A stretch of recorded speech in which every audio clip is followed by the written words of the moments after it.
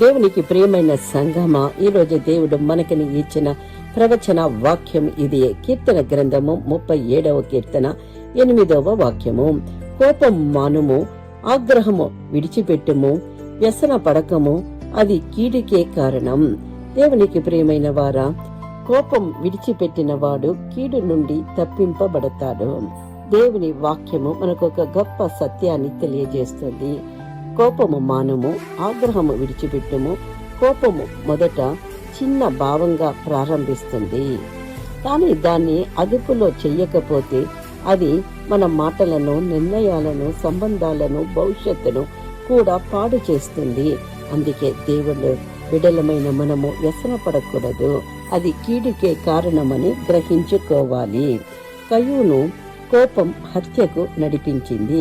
కయ్యూను తన సహోదరుడైన హేబేలు మీద కోపపడ్డాడు. దేవుడు ముందుగానే అతనికి హెచ్చరించారు, పాపం నీ ద్వారమున పొంచియున్నది. కాని కయ్యూను కోపాన్ని విడిచిపెట్టలేదు. చివరికి తన తమ్ముణ్ణి చంపాడు. మనము కోపాన్ని ఆపుకోకపోతే మన నాశనానికి దారి తీస్తుంది. మోషే యొక్క కోపము ఆశీర్వాదానికి దూరం చేసింది.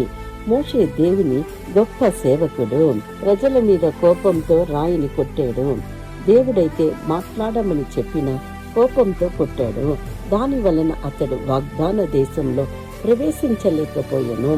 దావీదు ప్రతీకారం విడిచిపెట్టినవాడు రక్షింపబడ్డాడు.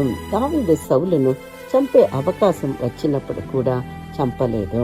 తరువాత నాబాలు విషయంలో అబిగేలు అతన్ని ఆపినప్పుడు దావీదు కోపాన్ని విడిచిపెట్టాడు. కోపం వచ్చినప్పుడు ఆగడం బలహీనత కాదు, అది ఆత్మ నియంత్రణ.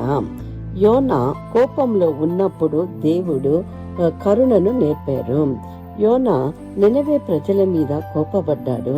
దేవుడు వారిని క్షమించినందుకు అతడు బాధపడ్డాడు. కానీ దేవుడు యోనాకు తన కరుణను చూపించాడు.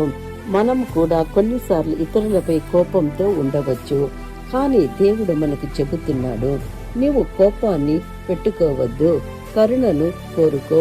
మనము కోపాన్ని హృదయంలో నిలుపుకోవడం ప్రమాదం.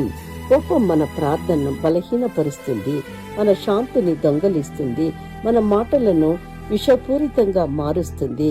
దేవుడు మనల్ని కోపం నుండి కాదు, కోపం వలన వచ్చే కీడు నుండి కాపాడగలడు. ఒక చిన్న ప్రార్థన. ప్రియమైన సహోదరి సహోదరుడా, ఈ వాక్యాన్ని వింటున్న దేవుడు మనతో ప్రవచిస్తున్నారు. కయ్యూను వలె, మోషే వలె, యోనా వలె కోపపడక మనము దావీదు వలె కోపాన్ని తగ్గించుకునే బిడ్డలుగా ఉందాము, ఆశీర్వదింపబడదాము.